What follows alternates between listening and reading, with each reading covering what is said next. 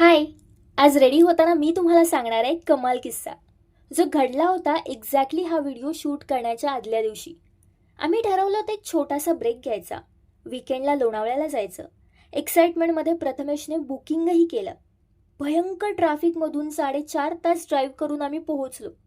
रिसेप्शनपाशी येऊन booking I D बघायला email open केला आणि आणि कळलं सेम हॉटेलचं पण मध्य प्रदेशच्या लोकेशनचं बुकिंग केलं.